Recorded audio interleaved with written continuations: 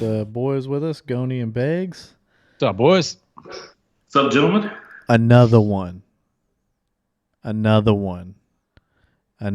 boys. Meat and Potato episodes coming at you hot and heavy. We are starting episode 1 of a 4-episode series where we take 2 divisions.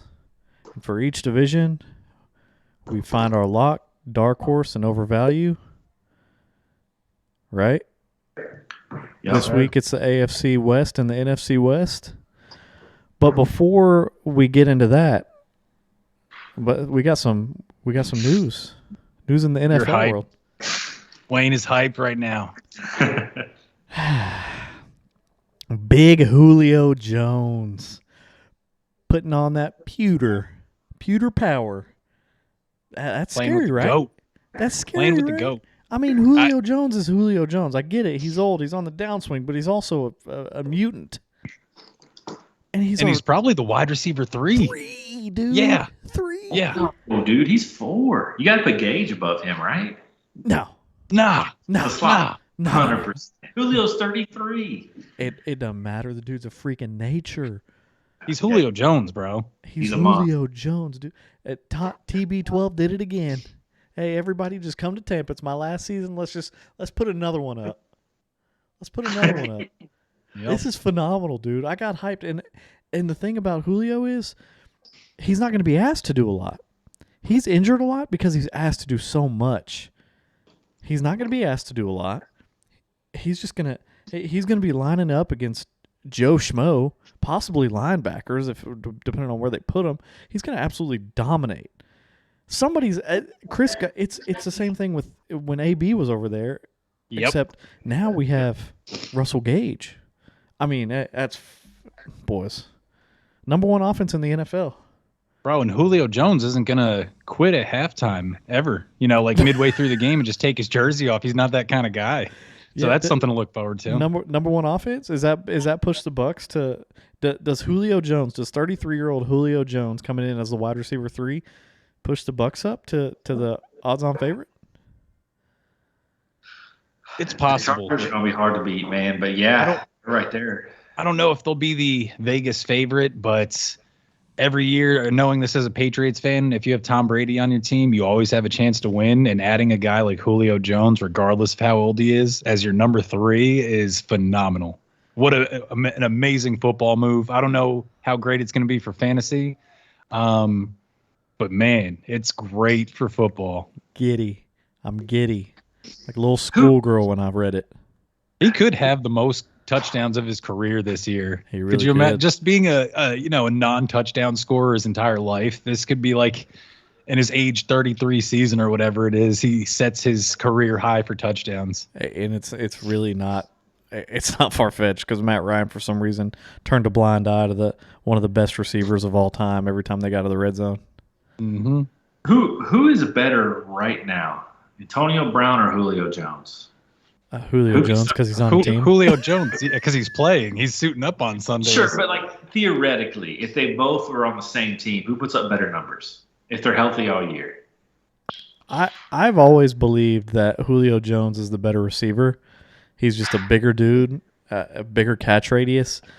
Just Ben Roethlisberger just targeted AB in the red zone, targeted him when it was important, and Matt Ryan would target Julio everywhere but the red zone. Julio, just talent-wise, physically, I feel like has always been better than AB, regardless, even in their primes. Yeah. Julio Jones is in his prime. He was a perfect specimen, dude. He's just a ridiculous man, and he's been great his entire career. He's a surefire Hall of Famer, without a doubt. Not from a fantasy perspective, just because you've got to have touchdowns to break into that top tier like AB did, but yeah, from just like an NFL roster perspective, Julio's better. Yeah, he's like a shade below. Okay, a shade, maybe 2 shades below Megatron. Megatron was the comparison I was going to as well, as far as just size, body type, all that stuff, man. Different. Got some more news. Kyler Murray got his contract. Got the bag. Got the bag, boy. Lamar Jackson's over. Atta baby Kyler. rooting him on, got the bag. What type of effect do you think that has on fantasy? We knew Kyler was going to get signed. You don't if you've got any sort of talent at quarterback, you're locking it down. Period. You got to have consistency at that position, or you're done for. My poor Buccaneers 5 years, next year. $230 million puts him at second most annually behind Aaron Rodgers. And like you said, it means nothing but good things for Lamar and even Burrow coming down the line. Guys are going to get paid. Guys are going to get paid. But he deserves it. Like you said, it's hard to find a quarterback, man. You got to lock him up when you've got him. Is Pat Mahomes kicking himself a little bit for signing a 10-year jammy? Nah, I don't think he can. I mean, you have to expect that the bar is going to be set higher. You can't kick yourself for half a billy, right? But still, I mean, nah. He's set for life. And, I mean, they did right by him. They made him the highest paid at the time of the deal. It was actually smart on their end. I think the Ravens did it wrong by waiting so long because now it's just up in the ante, up in the ante, up in the ante. And the Chiefs don't have to worry about that for the entirety of Mahomes' prime. And go ahead. If he starts getting unhappy, the owner's dropping $100,000 envelope in his locker at halftime every game, right? Like, he's fine. He's going to be fine. Yeah, and if Lamar somehow turns this lemon of a season into lemonade, he might be asking number one QB money because he don't have anything. So if he makes the Ravens decent this year, it's trouble. It's trouble for the old checkbook. As a Ravens fan, that's tough. It's kind of like Dak with Cowboys. You have to pay him, but I don't love it. Yeah. I look for Burrow to be a $50 million quarterback when he comes due as well. I think Lamar might be that as well when his time comes around after this year, for sure. But, man, the bar just keeps rising. If you're Patrick Mahomes, I mean, you just got to be happy for these other guys. You got the most money when it was your time. Now it's these other guys' time. I just feel like if you're in the front office and you know you're going to re-sign somebody, like Lamar's there. He's been there for a couple years now. Like, you know he's your guy and you're going to sign him. I feel like you got to jump on it because that's just how the NFL's worked. Like, when you look at average salaries 10 years ago compared to now, it's jumped massively. Yeah. You got to realize that. I mean, you got to see the trend. I mean, the money's going up. So the second somebody's like, hey, I want to restructure my contract, if I'm front office, I'm like, all right, cool. Yeah, long term, got it. Let's do it right now. Yep. And I understand there's cap space issues, but I mean, the Ravens got the money now. Like, I would have jumped on that because it's only costing you more in the long term. I don't get it. Yeah.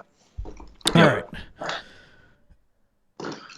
Dark horse overvalue lock for the NFC West and AFC West this episode. NFC West, Cardinals, Rams, 49ers, Seahawks. AFC West, Broncos, Chiefs, Raiders, Chargers. AFC Best.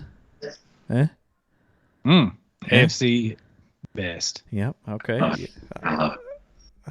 I'm proud of that. So we are going to take it one division at a time, right? So we're going to do all the locks, dark horses, and overvalues of the NFC West, and then go to the AFC West. We did kind of discuss who we had before the episode started because we didn't want to give you the same guy for each of us because obviously we all met up and got into a barroom fight over Cooper Kupp as an NFC West lock. Goney's a lot stronger than he looks because got the dub. Spoiler alert, we'll just start with him. Goney, go ahead and give us your lock, my guy. All right. It's an easy one. NFC West, the most likely lock is Cooper Kupp. Easy. The man was the best player in fantasy football last year. He had the most points among all players, quarterbacks, running backs, wide receivers. He was phenomenal. Crazy. He almost set the record, albeit with one extra game than Megatron had. He's just phenomenal. He's going at the 105 as the wide receiver one.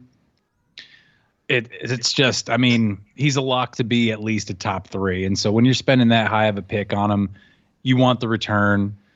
And he just seems the most likely in the entire division to get there. Easy one for me. No argument with that. And let me interject here with how we're doing, just to further explain. We're doing this based on ADP. So when we say a lock, then we are saying that you're getting the value of their ADP. Yeah. Dark Horse, somebody whose ADP is way back there, and we feel like is going to do a lot better than the ADP. And Overvalue, obviously, somebody who we feel ADP is a lot higher than what they should be. So some guys are going to be like, what? But just remember, it's our locks are guys who we're saying are great, are at the value of their ADP, and you're getting exactly what you're supposed to get there. So, yeah, Cooper Kupp at the 105.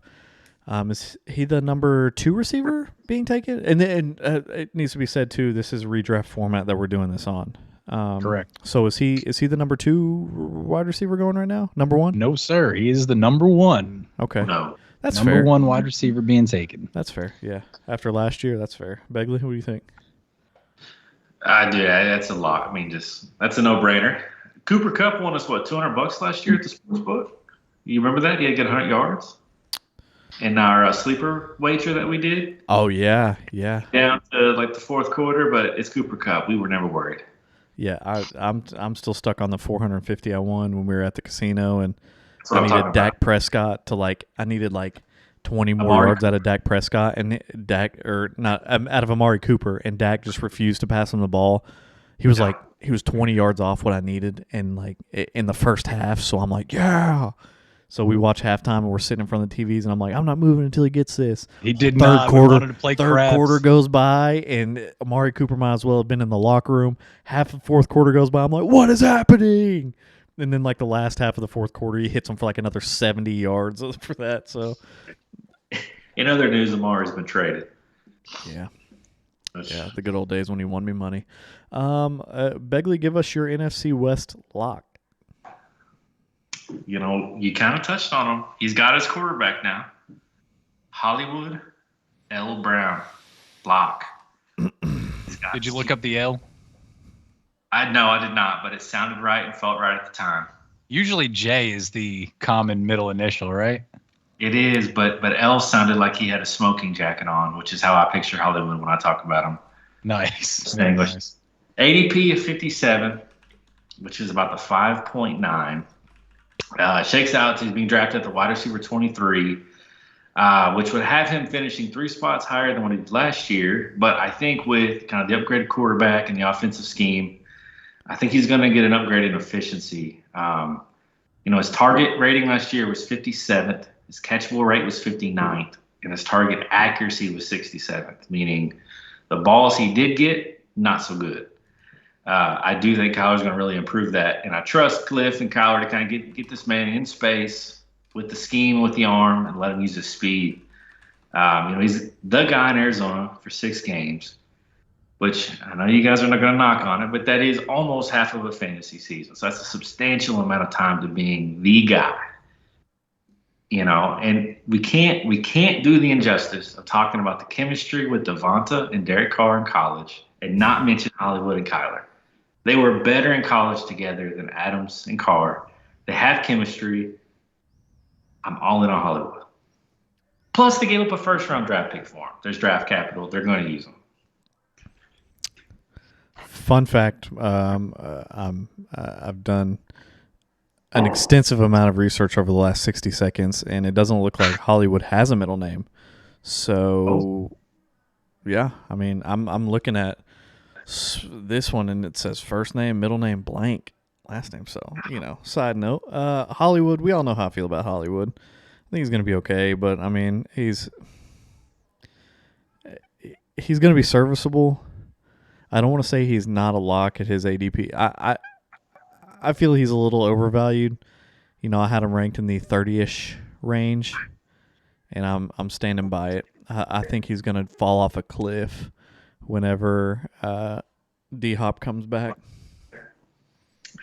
I think he's better than Christian Kirk. Christian Kirk was just outside wide receiver 2 range last year.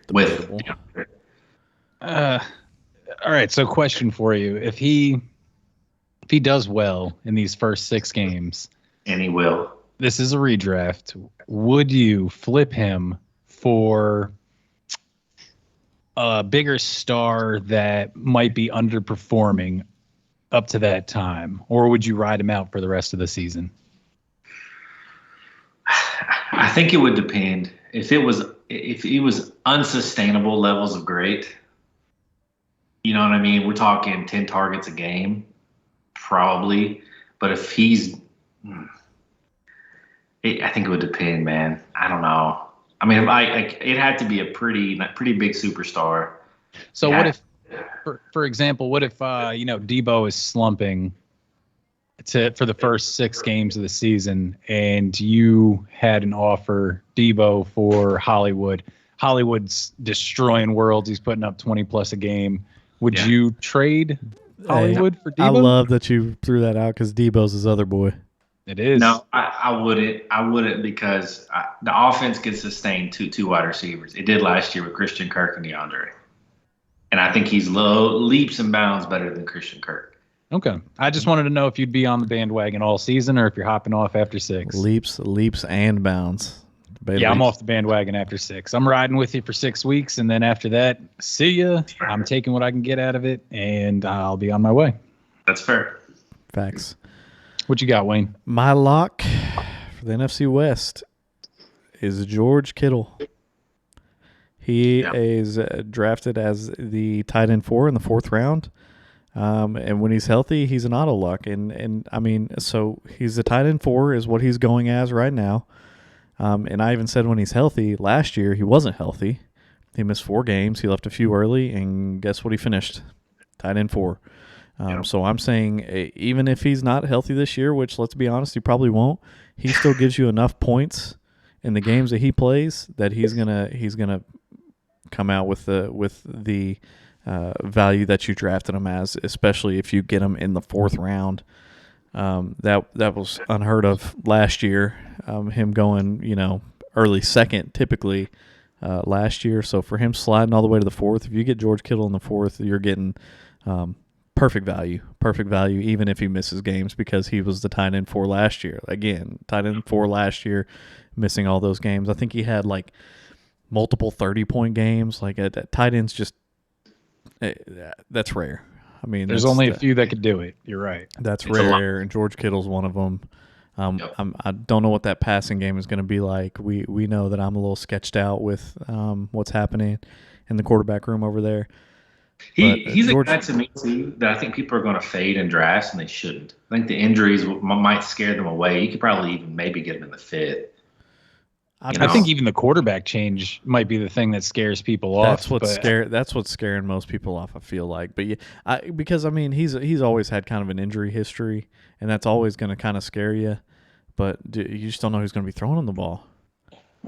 Obviously the combination of the two, I feel like, is what's affecting his ADP so much. But if you get him in the 4th, he's going to give you that value, in my opinion. Agree. Yep. All right, boys. Let's move on to the overvalues. People who are being drafted further up than we agree with. Goni, who you got? Still in the NFC West. Still in the NFC West. We're going right back to the 49ers, and it is Deebo Samuel. He's going right now as the 209, or at the 209 rather, as the wide receiver 8. He finished as the wide receiver 2 last year. We've got a new quarterback coming to town. Maybe. Well, not coming to town, but coming to the field, allegedly. Basically. Yeah, allegedly. He put up 1,400 yards. He only scored 6 touchdowns through the air. He had 8 touchdowns on the ground. He has already repeatedly said the 49ers brass has also echoed the sentiment that he will not be used on the ground as much this year. So, I mean, if you take away those rushing yards and touchdowns, I just don't see that he's going to make the top 10. I don't see him returning wide receiver 8 or higher value for where you're drafting him. It's just difficult for me to get behind on that one. Do you guys feel different about it, or what do you think? I think it depends on I don't know how you feel, but I think it depends on his contract situation. I mean, he returned to camp now, so he's at camp practicing, and they're talking about the contract. I mean, if he gets the bag and they say, "Hey, you got to run," then I disagree with you. But if he gets to kind of cherry pick the terms of his deal and determine how he's used, then yeah, I agree, fade. Yeah, I'm on record saying if they put a lot of rushing incentives in his contract, that would be hilarious. To me, a player a player saying how he's going or not going to be utilized is laughable. It's not your choice. You get paid to do as you're told. And if you're paying, you know what? If you're paying me millions and millions and millions of dollars, I'll do whatever you want. You know what I mean? Like, if he gets the bag and they want to rush with him. That being said, I mean, it's a little bit easier to game plan for now, right? They were kind of that team that they were the only team really using their number one wide receiver that way. Now we got a whole season of tape. Is he going to be that successful? Are the 49ers going to try and do it again, even if he's willing to do it again? Are they going to try after a full season of tape is out on it, and we have a whole offseason to kind of break it down? I don't know, but I agree. I agree with you, Goni. I feel like even if they do give him rushing work, not only are they going to give him less, but it's going to be less successful. So I don't. It's going to be rough for him to finish top 10 for me, and I know a lot of people love him, but the rushing work is what made him. His receiving work was okay. It was middle. It was still top 12. It was still wide receiver 1. Yeah, and I just feel like it's not going to be there. And when you look at other, there's been a ton of wide receivers come out that have that capability to slide as a WR1, and I just feel like he's going to get lost in the shuffle without that rushing work. I agree with you. Do either of you guys feel comfortable as him being your second pick? I know it's at the 209. Maybe if I'm at like the number 1 spot and you're getting that 212, 301 turn, I might take him maybe, but even so, like I just don't feel comfortable this year with Deebo Samuel as my wide receiver 1. Just don't know what you're getting. Yeah. Yeah. I read a kind of think piece that said that he's like the trendsetter in the NFL with the wing back position, that you're going to see other teams try to copy what they were doing. You guys think that's true? Good luck. Shanahan is such a good coach. He runs a great offense. It's going to be hard to duplicate. And then Deebo Samuel, he's an animal. I'm not taking anything away from his athleticism. He's an animal, but he's been injury prone in the past. And it's probably just a matter of time before he gets hurt again in the future if they continue that. Yeah, that's a heavy workload. Yep. Beggs, who you got for your overvalue? So he was going with the Niners. I'm going to stick with the Cardinals, and I'm going to say DeAndre Hopkins. Right now he's going to 701, which is an ADP of 73. He's being drafted just after Thielen, Mooney, and Amon-Ra St. Brown. And he's being drafted ahead of Juju, Drake London, Bateman, Devonta Smith, and Gabe Davis. And I'd rather have all of those guys over DeAndre Hopkins. He's going to miss 6 games. He's coming off of MCL surgery. He's not actively practicing or is even ready to practice. They're kind of slow playing his recovery. He's 30 years old, which we talked about the Keenan Allen fade on the podcast already. At some point, his production is going to drop off. He played 10 games last year and was wide receiver 39. This year, the most he can play is 11, and he's being drafted at wide receiver 31. Just a lot of other guys I would rather have there at that spot. If I can use the full season, I'll let somebody else take on DeAndre and stash. Yeah, if Darnell Mooney and D Hop are on the board at that same spot, I'm probably taking Mooney. The logic of him going there is when he comes back, he's a league winner. But at 30, off major knee surgery, is he? And that's kind of my other thing is my roster makeup when I roll around to that round is going to make that decision for me. If I'm confident in my WR1 and 2, I might snag him because if I need a wide receiver when I come around and D Hop is there, then I'm probably not going to take him if I have an immediate need based on what I've drafted so far. But if I have my starting wide receivers, I'll probably snag them. But I agree. He's got a lot of question marks. So for him, I'm taking Darnell Mooney there. I'm taking Gabe Davis there. In most situations, Amon-Ra, maybe not. I'm a little lower on Amon-Ra than you all are this year, though. But yeah, I definitely see what you're saying. To be missing 6 games and still be above a lot of guys that I'm high on. Yeah, and again, my roster makeup at that point in time would probably weigh heavily on that decision. I like the stat that you gave. I really did. Just about, where his ADP is and where he finished last year. And then I went ahead to go check out his numbers for the games that he did play in last year. And it kind of swayed me the other way. I mean, we're looking at 26, 15. He had a 5, a 10, but 20, 20, 18. Like, you get some good games out of him there. No doubt.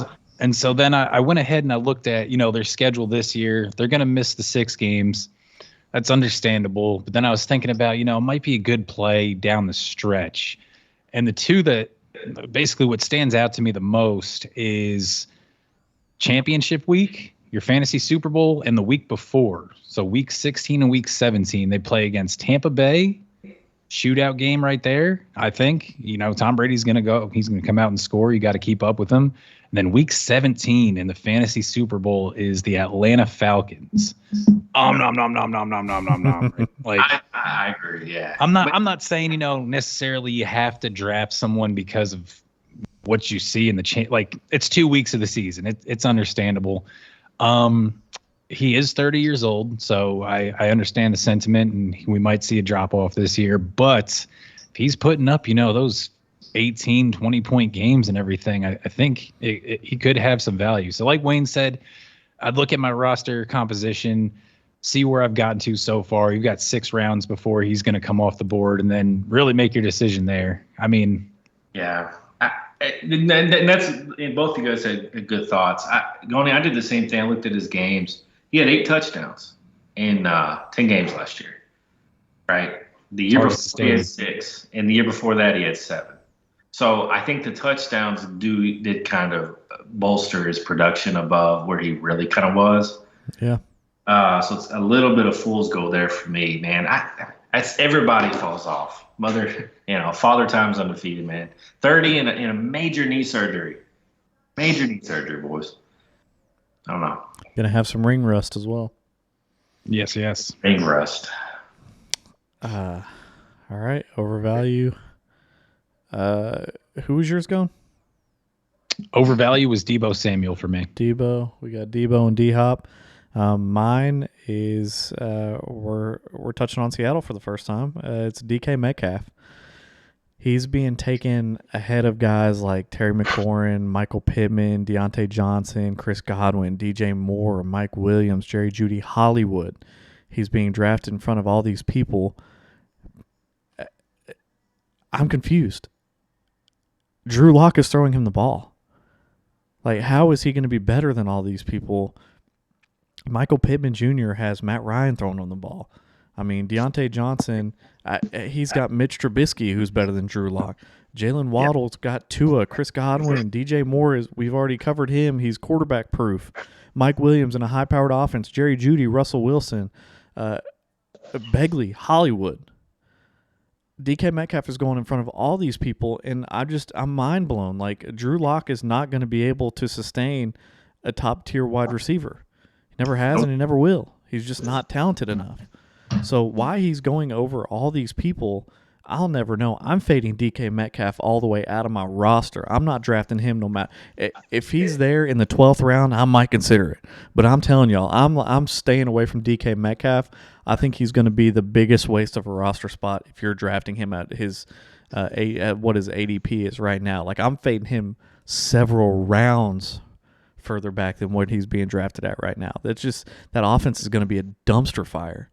That team is going to be a dumpster fire, and you're telling me that they're gonna bloom an WR1 high end WR2 out of that dumpster fire? Nah, dude, it's going to be 1,000 Molotov cocktails in the dumpster. It's going to be terrible. I mean, you saw what happened when Russell Wilson got hurt. I mean, if you're a DK Metcalf owner, you hope Geno Smith wins the job because he at least showed something with Geno to end the year. But I agree with you, man. He's a wide receiver 3 for me right now in Seattle at best. Yeah, and it's nothing against DK Metcalf. He's a freak of nature, super talented. It's just his team, his quarterback. Yeah. It's the name. That's why he's being drafted where he is. It's the name value. I mean, he's a physical freak. He's an amazing wide receiver when you have someone worth anything throwing him the football. But I mean, he's going to have his good games here and there. You know, he's going to have the spike weeks where he puts up probably in the 20s, maybe touch 30 or something here and there, but it's not going to be pretty. It's going to be Tyler Lockett-esque. Yeah. Very Tyler Lockett-esque, just boom bust like crazy. It's going to be terrifying. Every week you're going to be terrified when you draft this man. I promise y'all, when he does good, he's going to be on your all's bench, and when he does bad, he's going to be in the starting lineup. Stay away from him. And it's the worst. That tail.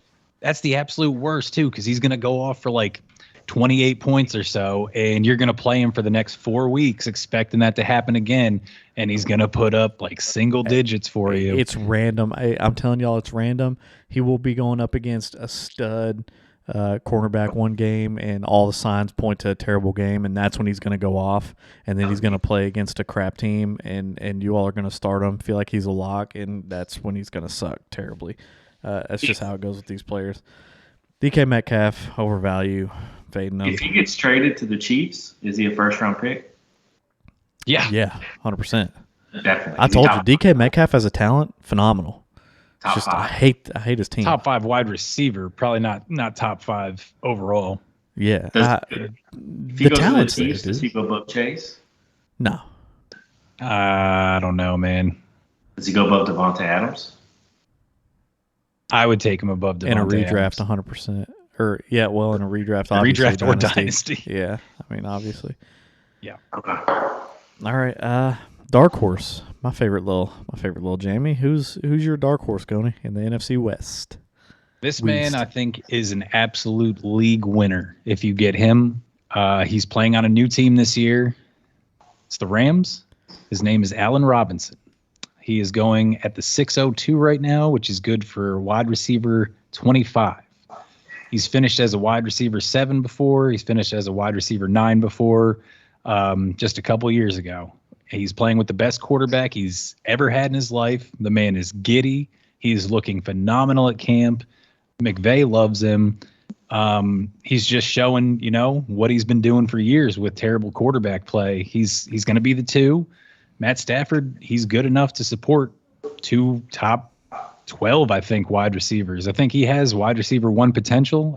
I'm more confident to say he's a fringe wide receiver 1, so maybe that 13, 14 range, but I absolutely think he's going to go ahead and beat his ADP of wide receiver 25. He's a lock for me. He is my dark horse breakout. I'm not high on A-Rob. I think 25 is, for me, is exactly where he belongs. I don't know. He's not that dude. He's not that dude in LA. He's been that dude though. He's been that dude with Mitch Trubisky in Chicago. But he was the clear-cut number 1 option there. He's 100% not that option here. But he's got talent, and it's in a high-powered offense. So am I disrespecting him saying he's a back-end WR2 starting in every lineup? I don't think so. I don't know. For him to jump to like WR1 for me is far-fetched in an offense where he's like 110% not that dude. Yeah. For me, he's getting drafted bang at kind of where I think he'll end up personally. He's getting drafted at his floor to me. Yeah, he's getting drafted. Not necessarily his floor, but not necessarily. I think you get great value at him if you get him as 6th round. Sixth round. I think he's solid, man. Yeah. It's not a bad play. I mean, I don't hate your logic behind it. I mean, he's super talented, and he did it with the Bears. I'm just saying, when he was with Chicago, he was the only guy. Oh man, exactly. Yeah. So that's the only reason I'm kind of fading him off that finish. Injury issues, all that. So, your logic's there. I just disagree. I think you're just scared, man. I think you're just hesitant. You don't want to give in to the Allen Robinson. Is it because you guys share a little nickname, A-Rob? Is that why he's taking these are our dark horses. These are our dark horses too. So I mean, who am I to say anything about it? I'm sure off camera, Begley's already hated on my dark horse, so I look forward to hearing from it. So I mean, it is. Let's go. It is what it is. So Begley, go ahead and give me yours, so I can just absolutely take a dump on it, regardless of who it is.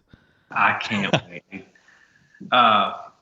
my guy is also on the Rams, but unlike Goney, I think he's actually a league winner, a true league winner because of his ADP. So his ADP is 138, which is in the 12th round. So his opportunity cost is very small. I'm excited to hear who it is.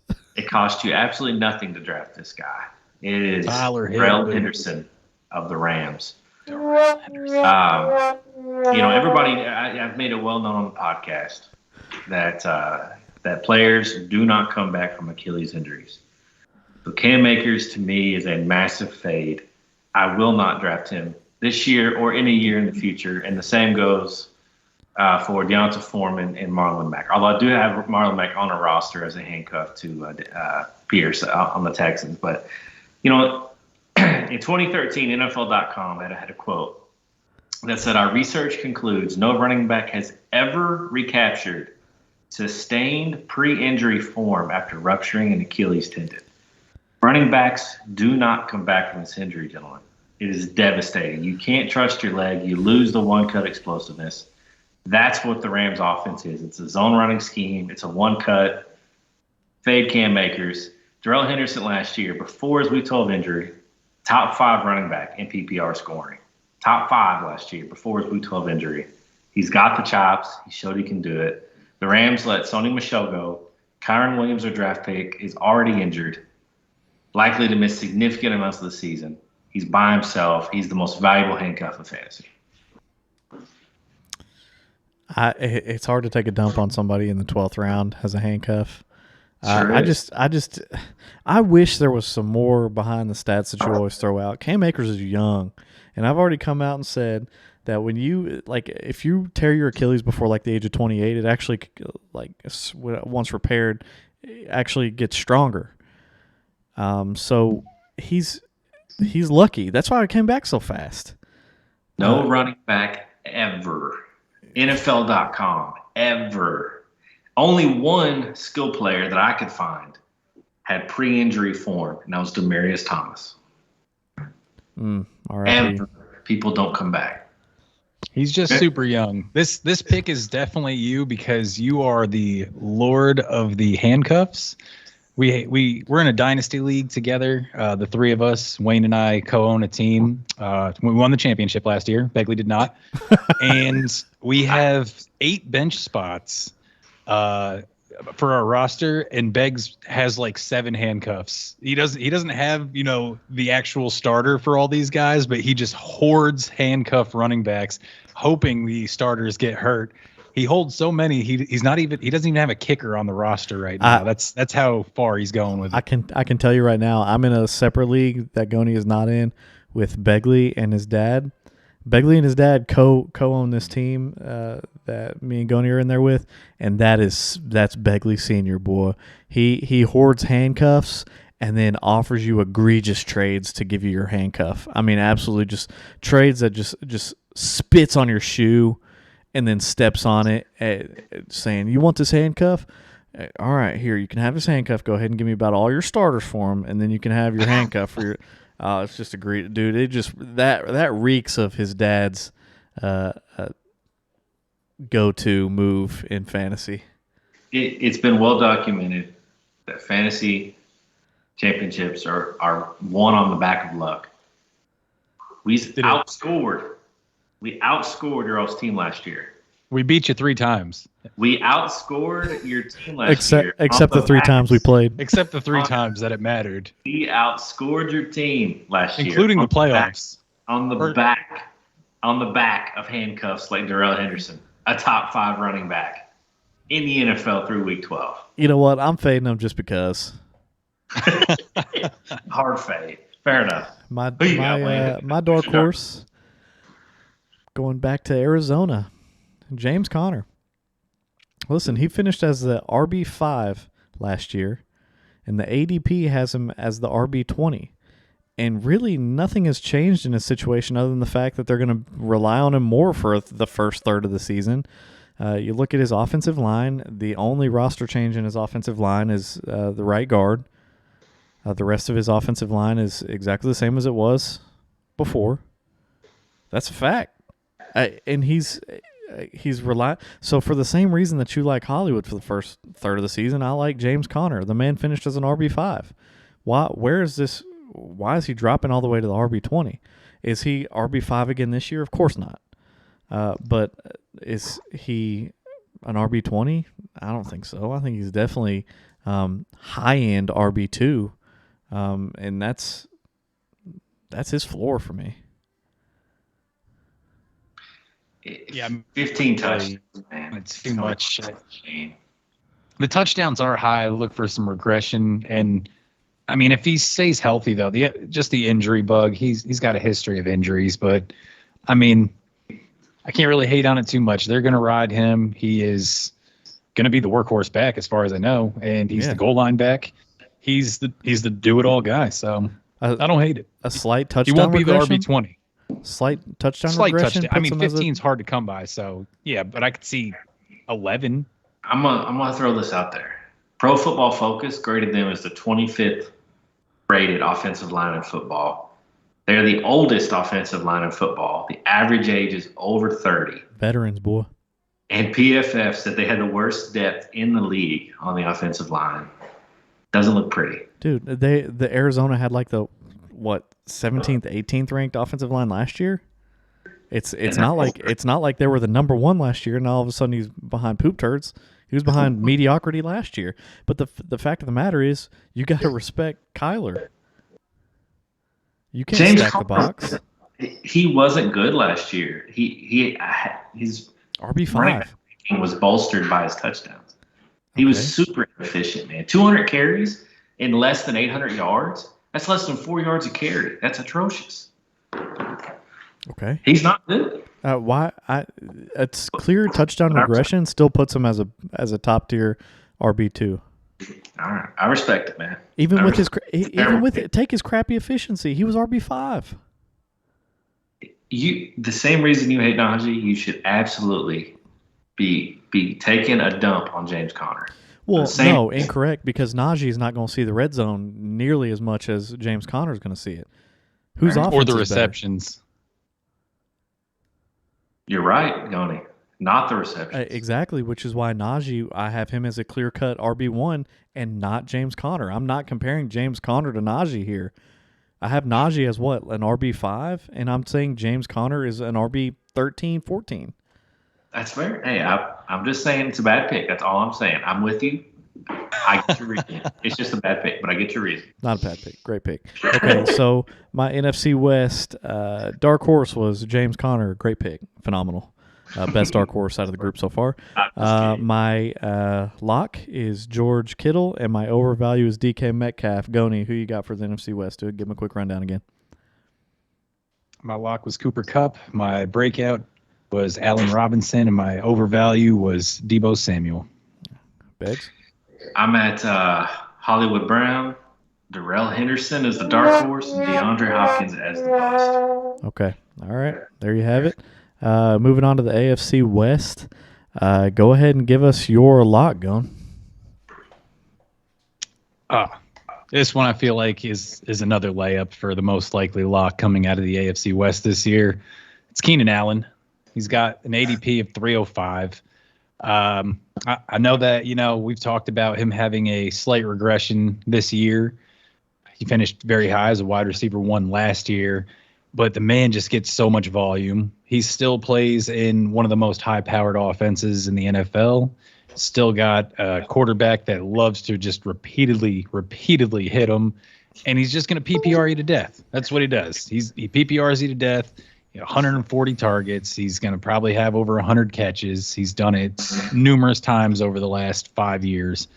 And, I mean, it's just when you think of consistency, you think of Keenan Allen. And, I mean, for the third round, I would absolutely not mind having him as a wide receiver 1 on my team at all. Yeah, I agree. Keenan. Love Keenan. Wayne, do you remember when Goni had him ranked, I think, wide receiver 38 when we did our initial rankings? I think it was 12, maybe. Yeah, he had Mike Williams. I don't know why was Mike Williams not his lock. I wonder. Mike Williams was 10, and Keenan wasn't 10. He was lower than that, right? Mike Williams was 10, and Keenan was 12. I believe. I can go back and find out. Out But turntables. Yeah, I just don't know why Mike Williams wasn't your lock. That was kind of weird. That's a good point, Bex. Yep. he has his ADP is a lot further back. He's kind of Wouldn't that make Mike Williams more of a lock? I guess it's just that he's so blown up right now in the fantasy community. Regardless, I didn't want to put him as a breakout either because he broke out last year already. You know what? He's got vibes of flaccidity here, doesn't he? Flaccidity. I'm going to the beach next weekend. I got to make sure I pack my pair of Gonies in my suitcase. Yes. Oh, I don't know what you're talking about there. Concrete slab of a man. Concrete slab of a man. That's a little sketchy. Who's your lock, Beggs? My lock is Travis Kelce. I'm not going to talk a lot about him. Everybody knows who Travis Kelce is and what he's going to do this year. He's going to outperform Mark Andrews. ADP is the 112. No. He scored 262 fantasy points last year, which put him at the RB5 and the wide receiver 10 spot to look at it kind of across position. That's how good Travis Kelce is. He is 32, but, it's not like teams can roll a lockdown corner to cover him. The way the Chiefs, utilize him in the scheme, he's against linebackers and safeties. He's a matchup problem. I think his targets at least stay the same with Tyreek Hill leaving. But I want to ask you guys a question about a draft strategy. If you have the 112, would you consider drafting Kelce and then Mark Andrews on the turn? If you look at total fantasy points scored, they both outperform. They both would have been in the top 10 in running backs last year. And Andrews was just outside the top 10 in receiver. Or he was wide receiver like 7 last year. No, I hate that strategy. Why? Redraft or dynasty, it doesn't really matter. I just don't love having 2 tight ends that you have to play every week, man. I don't know. It just right. You know what you're getting. They're safe. No, not my opinion, because we all know that I faded Travis Kelce this year. That's fair. Goni did it. He had them 1-2. So, Wayne, just hypothetically, right? If you thought they were going to be close and they were going to mirror what they did last year, you would theoretically almost outperform really any other pick there, right? They were RB5 last year. I'm all about the points. If I have that hindsight that I can go off of, then obviously I'm going to take them because I know the points are going to give me. But this year I can't do it because I just don't feel like Travis Kelce is going to do what he did last year, the year before, the year before. That's fair. Going, would you consider it? No. Okay. No.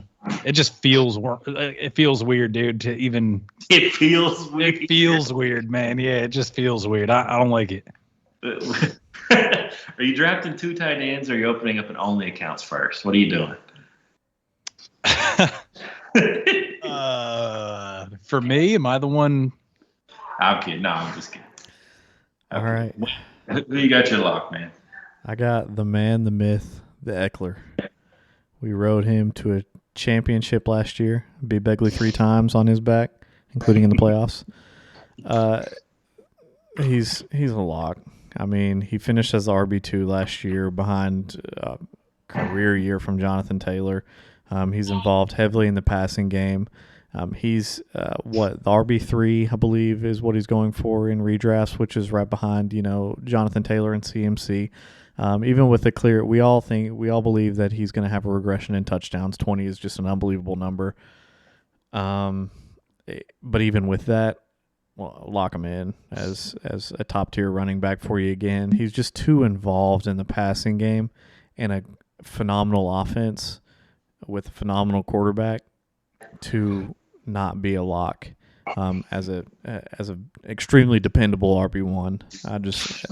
That's my dude. I draft him any chance I get, and he's never let me down. Great pick. Never. I've been on the Eckler train for years. I have 100% got your back on this one. Yeah, he's just phenomenal. He's amazing. Whole egg daddy. I feel more comfortable with Eck being a lock than I do with Cooper Kupp. I really do. I'm taking Eck 100% of the times at the 103 spot. Over Cooper Kupp. Yeah, RB's king. 100%. Let's move on to the overvalues. Goni, who you got? This one's probably going to come off a little weird, but upon reviewing the AFC West and trying to find a guy that I thought was overvalued in relation to his ADP, I came to Patrick Mahomes, boys.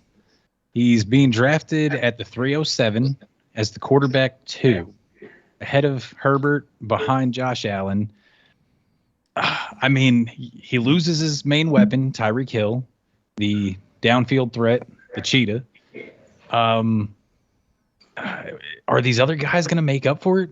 Juju, MVS. I mean, I like MVS to emerge as the number 1 this year, but, is that going to be good enough?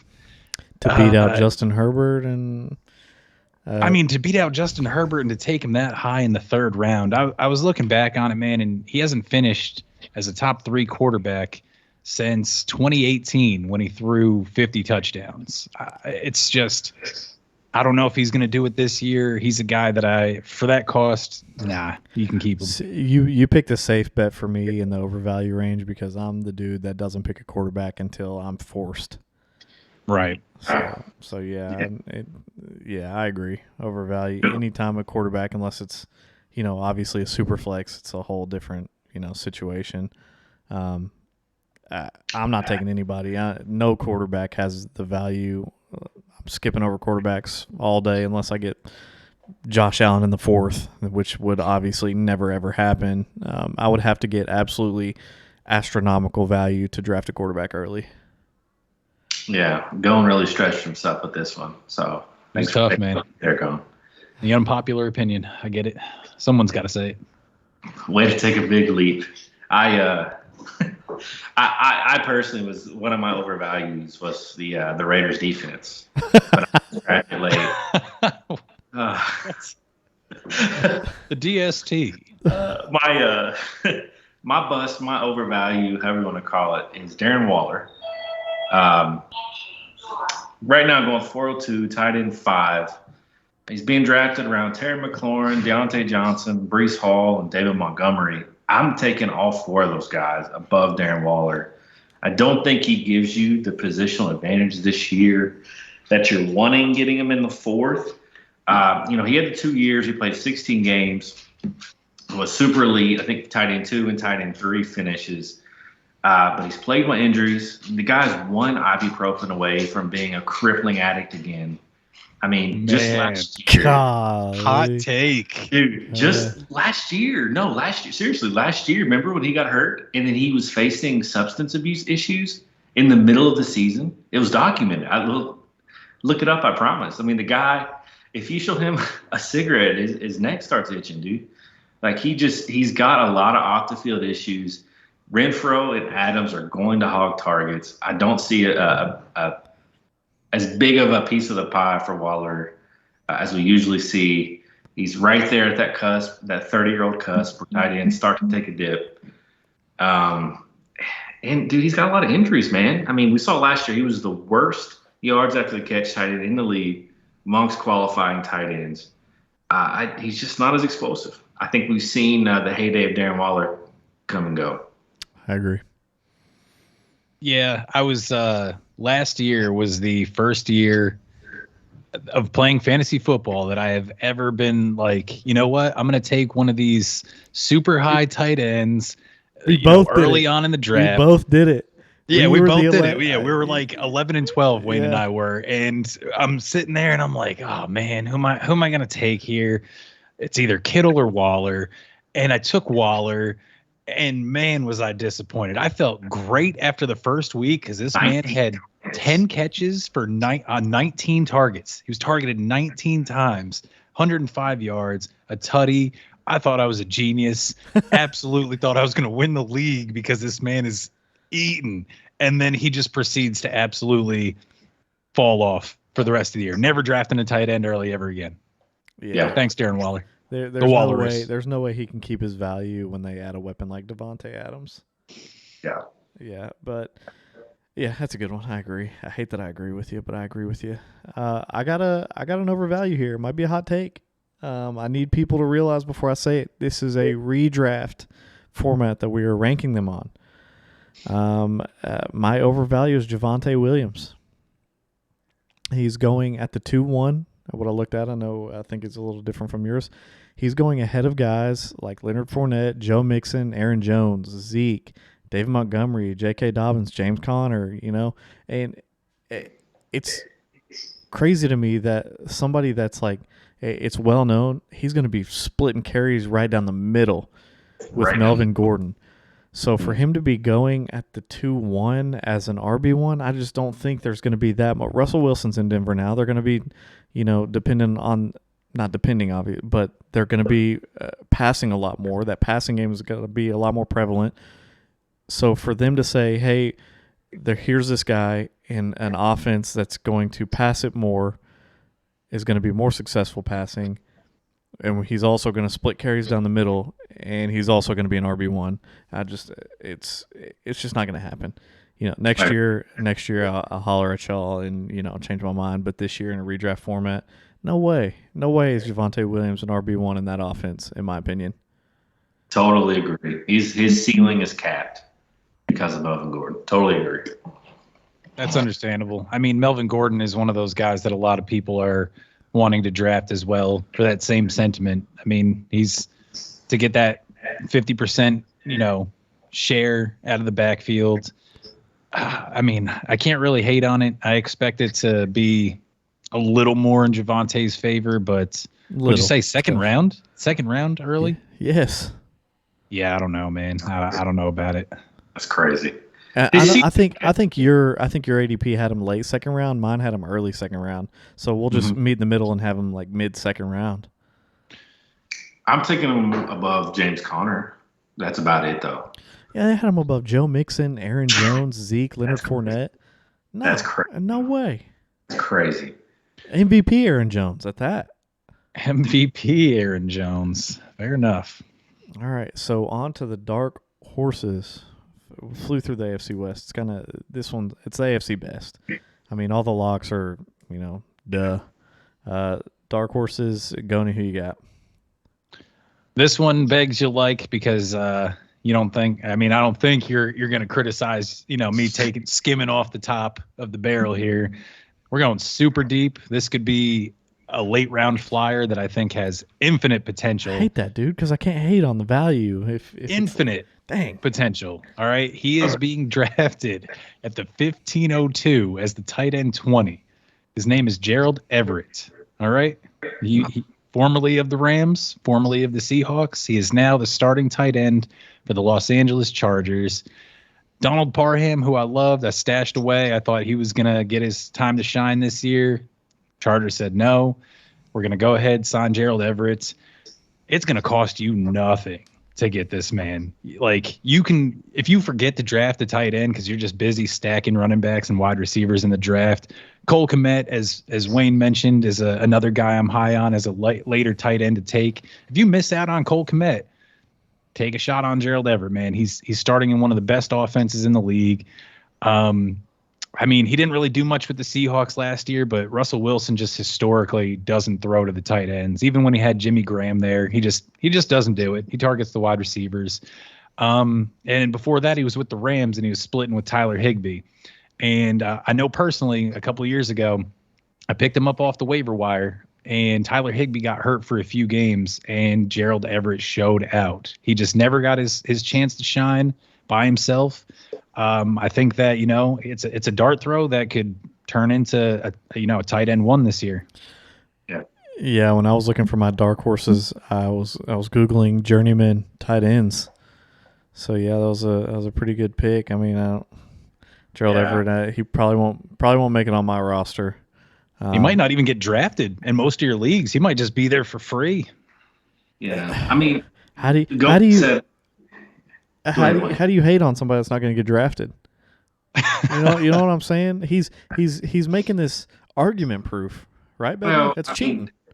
Well, to be fair, I mean, like I said, I know we can't hate, but to be fair, I mean, Gerald Everett's got the pedigree of a tight end one. I mean, he's got tight end 46, 23, 27, 25, and 22 in his career. So this guy's got the pedigree. Yeah, for sure. When I think of dominant tight ends over the years, Gerald Everett's like Travis Kelce, Jason Witten, Gerald Everett. Beggs only likes players in their first. Let's not forget, he only likes players in their first few years if they put up, top 5 in their position grouping. Kyler Murray or die, basically, is his slogan. If they're not proven, if they haven't done it before, Goney won't touch them, which is why he's picking Gerald Everett, clearly with his track record of production. So totally makes sense, Goney. I see why you went with Gerald Everett. You hate taking a stand on any player. I get it. Go with the old wily veteran. Thanks, man. I appreciate it.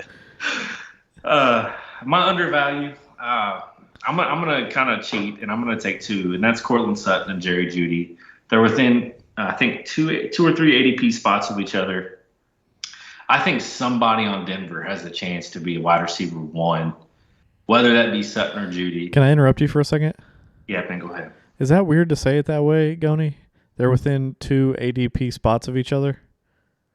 I mean, I guess it works. I'm just kind of stuck on the fact that he literally just hedged on this one and took both wide receivers from the same team. That was all right. Very, very, brazen of you. Well done, sir. Please continue. I'll take Cortland Sutton. He's a little further back in the ADP. That way you can grab a Kleenex. The ADP spot position ranking? Yeah. I'm not going to I don't have any advanced stats on Cortland Sutton, but we all had him ranked right up in the top in our wide receiver rankings. We're all on board. He's hate proof. We're looking for somebody in Denver to have a big year. It's going to be one of these 2 guys. What's his ADP? 5.06. Be the wide receiver 21.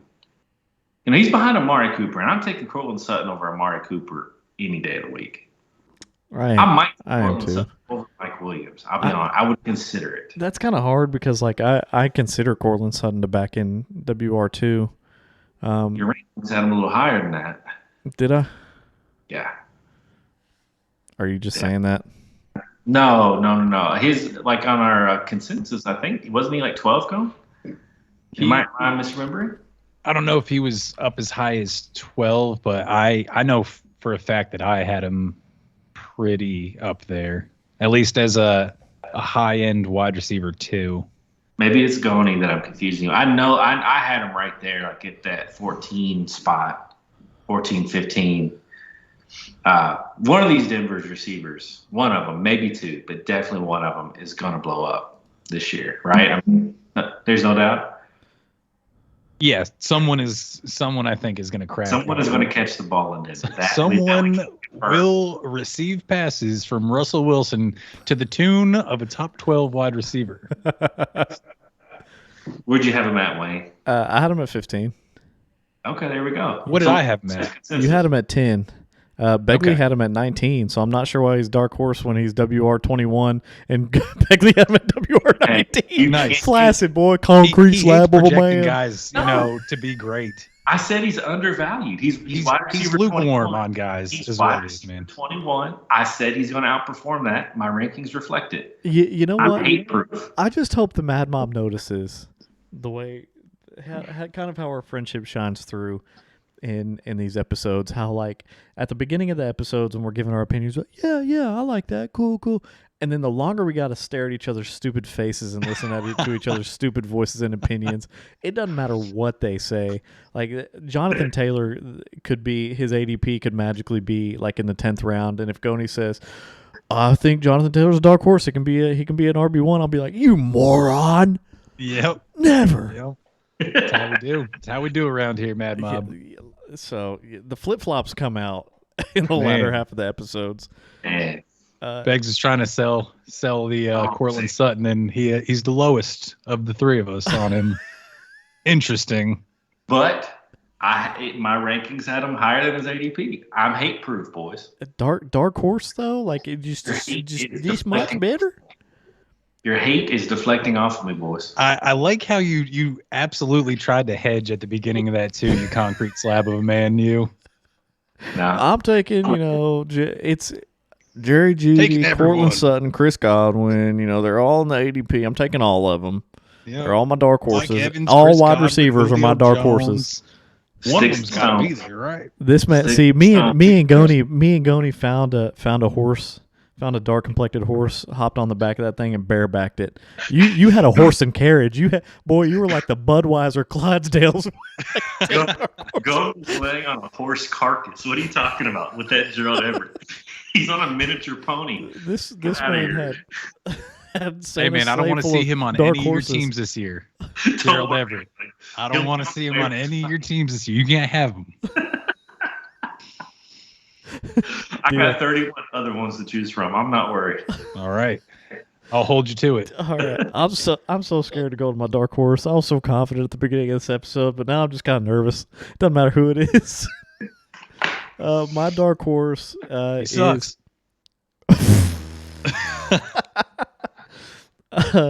it's Hunter Renfrow. It is Hunter Renfrow. The man finished as a WR1 last year with over 1,000 yards receiving. The Raiders were 6th in passing yards, 5th in pass attempts, and they got Devontae Adams in the offseason, and the world just absolutely took a dump on Hunter Renfrow. He's pushed all the way back into the 7th round. He is just... I don't understand why people don't think that an offense that passes the ball as much, 5th in pass attempts, can give you 2 receivers that are valuable. I mean, you look at, Tyreek Hill got Byron Pringle paid. You know what I mean? Like Juju Smith-Schuster was great with Antonio Brown. You got Mike Williams, Keenan Allen that are going to be perfectly fine. Mike Evans and Chris Godwin are going to be fine. So I feel like this offense passes the ball enough to fully support Devontae Adams' inevitable WR1 finish and Hunter Renfrow easy WR2 finish.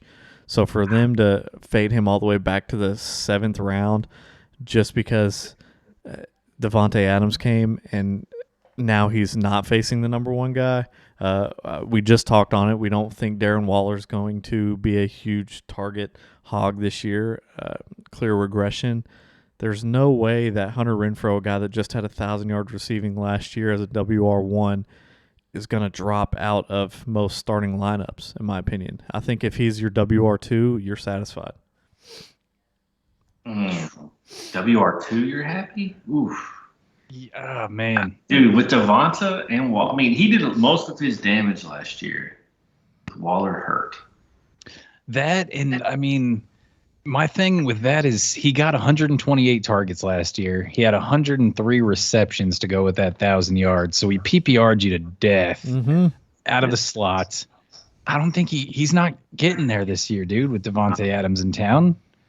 If they throw Devontae Adams the amount of targets that he requires, being like 140 plus 150, and then they up their passing game to incorporate more throws to get Hunter Renfrow another 130, they're going to lose football games because Derek Carr ain't that good.